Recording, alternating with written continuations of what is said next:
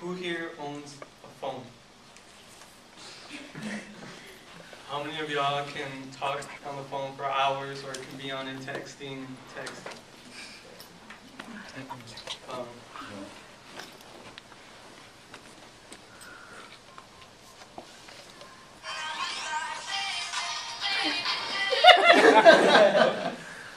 what's going on? Nothing. I'm going to call you back. I'm doing a speech. Are you sure? Yeah, sure. All right. Alright, thank you. Well, it's because I was just gonna tell you. Did you hear that new song from Bieber? Which one? It's like totally in right now, man. How can you not have heard of it? Isn't he making a movie? Dude, yes, I found out, and also with that Will Smith, the son of Will Smith. Yeah. Dude, I know this is gonna be tight. Yeah. Alright, well, I have to go, so I'll see you later. No, all right, man. Alright, bye. Okay. The amount of time I took on that phone call, for people who suffer from EHS or electromagnetic hypersensitivity, it could be uncomfortable, especially just being in range of a phone, projector, computer, maybe in this room because of all the electrical wiring.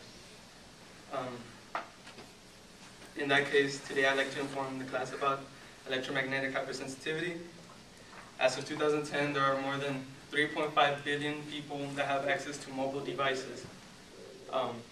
That's almost nearly half of the world's population. Many more of that. For that matter, I'd like to discuss the meaning of electromagnetic hypersensitivity, the symptoms, and how to avoid some negative effects even though you are not hypersensitive. Electromagnetic hypersensitivity is global and will be for many years from now. But what is electromagnetic hypersensitivity? EHS is characterized by a variety of symptoms that afflict an individual due to exposure to EMFs, or electromagnetic fields. For every 1,000 people, one suffers from this hypersensitivity.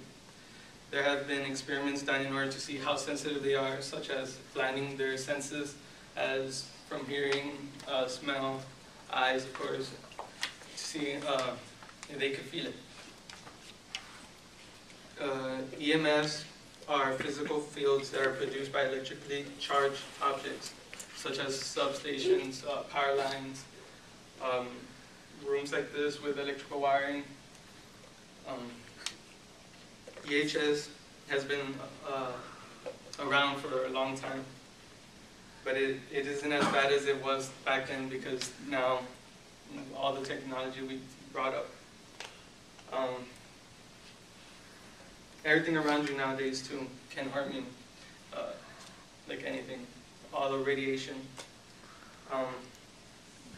Now that we have talked about what EHS is, let's get into discussing the possible symptoms that are common when you have EHS.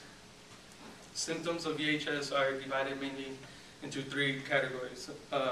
You have the exterior, the skin, internally, inside your body, and behavioral, mentally.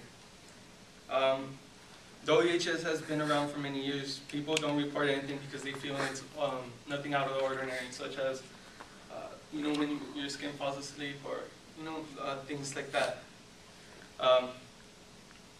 Some symptoms might be dryness, redness, itching, and burning of the skin when you have these symptoms. The burning is more of a minor irritation or when a part of your body falls asleep, but it only focuses on the outer area of the body. It's not the whole area, like to say your leg falls asleep, it's not the whole leg, it's just a certain part where it's pain. On the other hand, internally you can suffer from dizziness, headaches, nausea, memory loss, and damage taken to your circulatory system.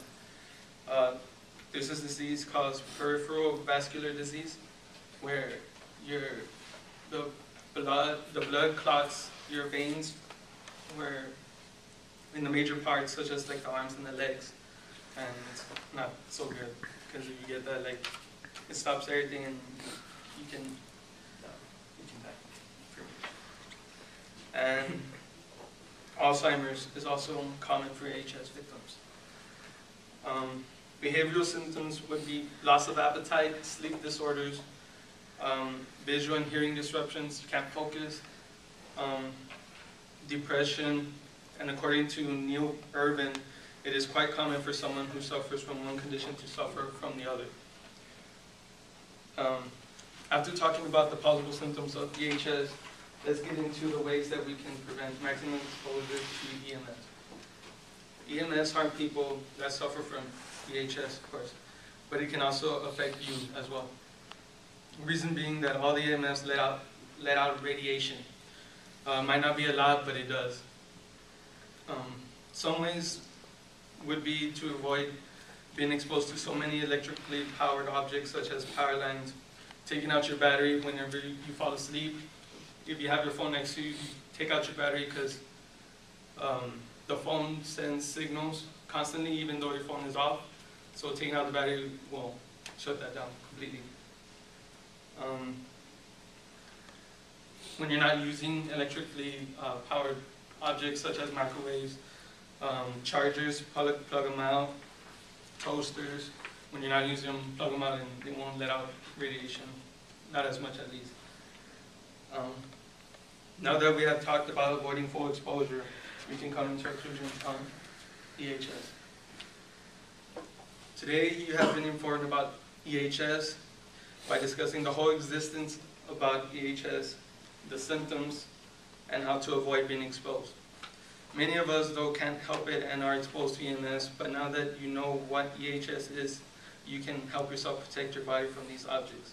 If you create some new habits, new and good habits, you're not just helping yourself, but everyone around you.